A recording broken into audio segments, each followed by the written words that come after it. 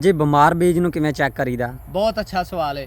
देखो कोई भी सीड का सेहतमंद होना इंतहाई जरूरी है। कोई भी सीड होए, इसलिए अज असी आलू के सीड नूं बीमार बीज नूं चैक करने का तरीका की है, यानी बीज बीमार है या सेहतमंद है, असी ये चैक करने का तरीका तुहानूं दस्सण लगे हाँ। साडे कोल है मुख्तलिफ बीमार दाने ते सेहतमंद दाने। सेहतमंद बीज भी मैं कट्टिया है ते बीमार भी कट्टिया है। यह सेहतमंद बीज एक, यानी सेहतमंद बीज का मतलब है कि इहदे विच प्रॉपर वैस्कुलर सिस्टम है, इहदा प्रॉपर जिहड़ा ना इहदे विचों पानी बनना शुरू हो गया जिवें इहनूं कट्टिया है, यानी इहदे विच पूरा सप्लाई का निज़ाम बिल्कुल ठीक है। एक चीज़। दूसरी चीज़, बीमार बीज दे विच बीमार दा मतलब की है? बीमार दा मतलब यह है कि इहनूं कोई ना कोई बीमारी लगी है।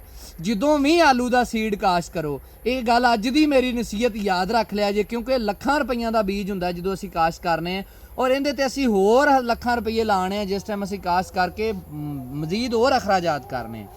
इसलिए बीज कोई भी काश्त करन तो पहले उन्होंने चैक करो, और चैक करने लई उहदी रंगत जिहड़ी ना अंदरों चैक करना इंतहाई जरूरी है।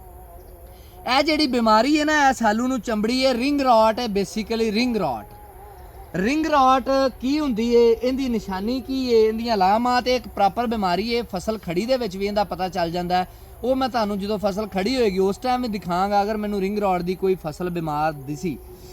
हुण रिंग रॉट है, दाना किसी सूरत भी ग्रो नहीं कर सकता, यानी ये शगूफा नहीं कढ़ सकता, इहदे च कैपेसिटी नहीं हैगी। वेखण च हालांकि ठीक है, यह उत्तों इन्हें शगूफा भी बनाया, बेशक वो धुप नाल थोड़ा जिहा जलिया है, लेकिन शगूफा भी ठीक है। यह शगूफा भी इन्हें बनाया, यह शगूफा भी ठीक नज़र आ रहा है, धुप नाल बस जलिया है थोड़ा जिहा, लेकिन अंदरों बीज खराब है।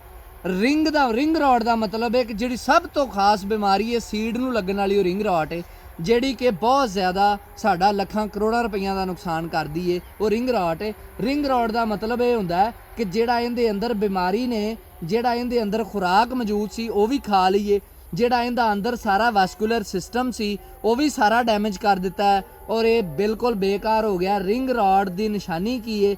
इहदे विच रिंग की शक्ल दे विच, गुलाई की शक्ल दे विच सब तो पहले हल्के हल्के निशान अपीयर होणगे, हल्के हल्के दूसरे किसी रंग दे। वो मुख्तलिफ बीजां दे विच सुरख भी हो सकते हैं, वो ब्राउन भी हो सकते हैं, ब्लैकिश भी हो सकते हैं, येलोइश भी हो सकते हैं, यानी पीले भी हो सकते हैं। वो मुख्तलिफ बीजां दे विच मुख्तलिफ निशान पैदा होता है, लेकिन ज़्यादातर जिहड़ा ना डार्क ब्राउन या हल्का या येलोइश हुंदा है, जिहड़ा बाद विच ब्लैक दे विच काले रंग दे विच तब्दील हो जाता है, वो रिंग डिवेलप हुंदा है। रिंग एक बनता है इस इहदे अंदर मेन खुराक दे गिरद, और मेन खुराक नूं घेरा करके बाद इहदा सारा वैस्कुलर सिस्टम डैमेज करता है, बाद इहदी सारी खुराक इस्तेमाल करता है, और साडा ये बीज बेकार कर दिंदा है।